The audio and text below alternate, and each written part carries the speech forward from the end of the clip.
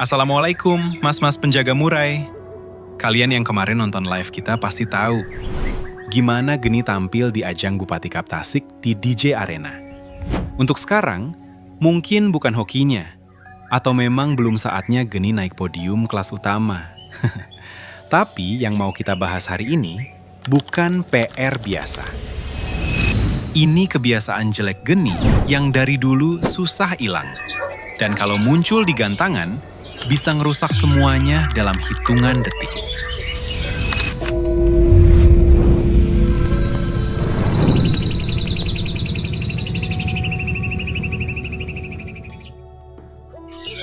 Jadi gini mas, dari 2 sesi yang diikutin Geni, yang kebahas itu bukan lagi PR yang biasa, tapi kebiasaan jelek yang dari dulu susah hilang. Di video ini, kita ceritain lengkap kenapa bisa kejadian dan sejak kapan Geni kayak gitu. Mungkin mas-mas senior yang sering nyeting burung udah ngerti ya, setiap burung punya pantangan masing-masing. Tapi kita disclaimer dulu. Ini bukan buat ditiru mentah-mentah, karena cara pengondisian itu beda-beda tiap burung. Pantangannya kadang aneh. Jangan deket ini, jangan lihat warna itu, jangan sampai begini begitu. Susah dijelasin detail, tapi polanya mirip-mirip. Mau percaya atau enggak, terserah mas-mas kalian. Nah, sekarang kita fokus dari perspektif Geni dulu aja.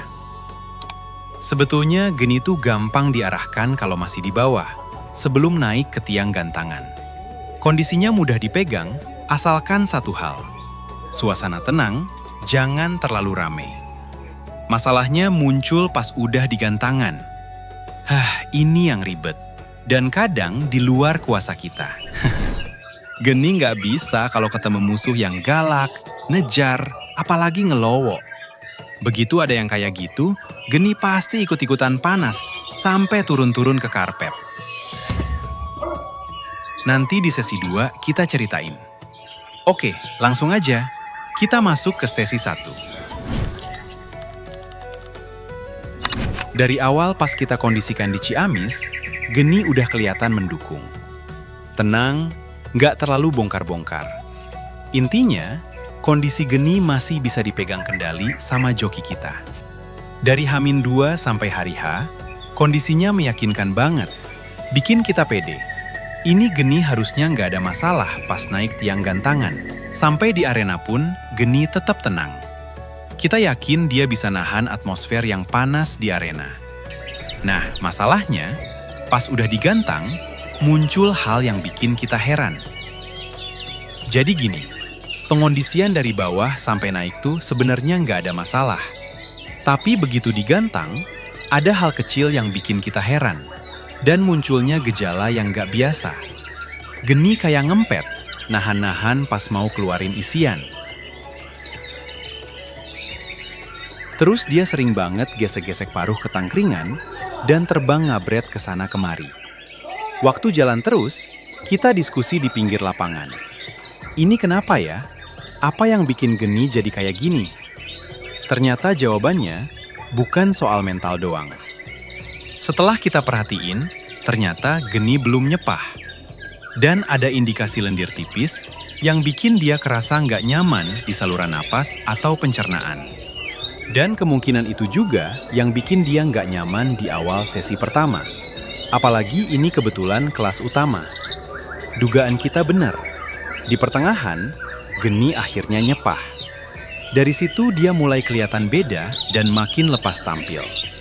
Isian keluar rapi, volume lebih stabil, lagu enak, dan beres sampai selesai. Cuma ya itu, bisa dibilang telat, karena kita sempat lalai dan gak ngeh dari awal. Nah, terus hasil sesi 1 gimana? Hasil sesi pertama di kelas utama, Geni masuk tos-tosan di posisi 5 atau 6, rebutan posisi. Dan ini yang lucu mas, kita kira harus nyari angka gede buat menang tos-tosan. Ternyata kebalik, justru harus dapat angka kecil. Akhirnya Geni dapat posisi 6, kalah di adu tos-tosan. Tapi buat kita, itu udah cukup. Karena kita tahu ada kendala di awal yang bikin tampilnya telat panas. Jadi kita nggak bikin itu jadi masalah.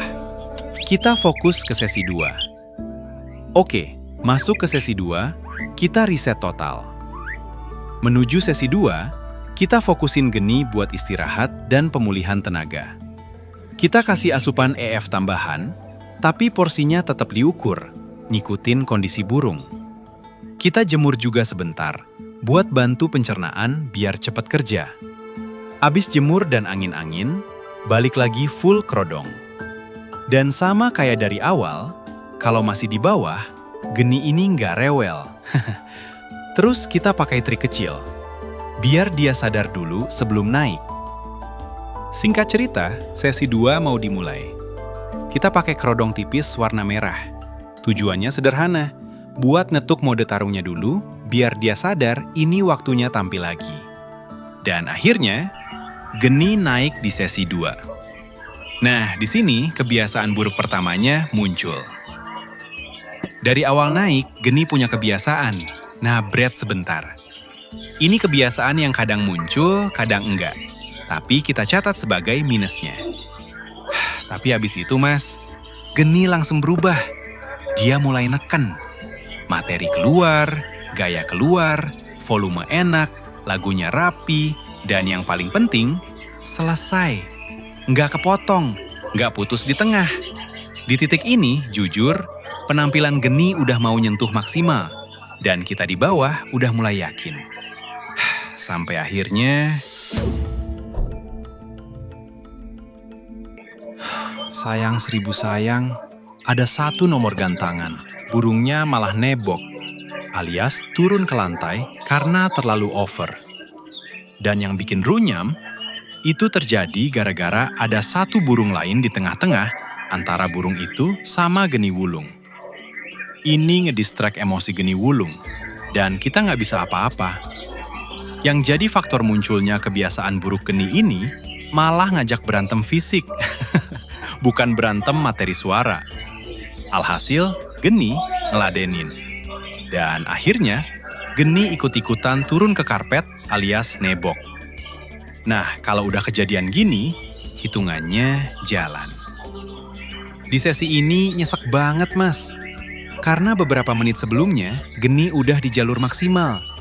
Materi aman, gaya aman, tinggal nunggu angka.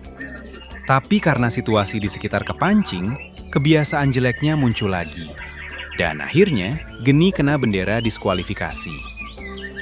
Hitungannya, Geni turun 5 kali. Padahal toleransi cuma 3 hitungan. Nah, ini yang dari tadi kita maksud, pantangan dan kebiasaan buruk Geni itu yang kayak gini. Dia nggak bisa lihat burung ngelowo atau galak saat digantangan. Itu bikin dia panas, pengen berantem, ikut-ikutan ngejar juga. Dan kalau udah kebawa emosi, ya kejadian tadi, turun ke karpet. Kalau kebiasaan buruk kayak ngabret di awal, itu masih bisa kita antisipasi. Karena nggak konsisten tiap gantangan. Dulu kebiasaan buruknya banyak, tapi sekarang udah mulai hilang dan kita antisipasi. Cuma yang ini, yang bikin kita parno pas di gantangan.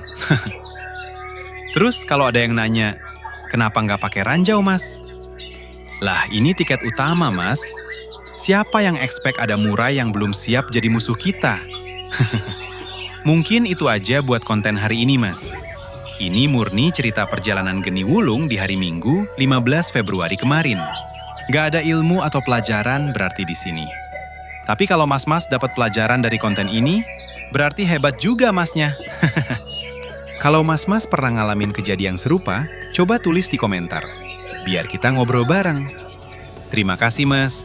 Sampai ketemu lagi di konten berikutnya. Wassalamualaikum.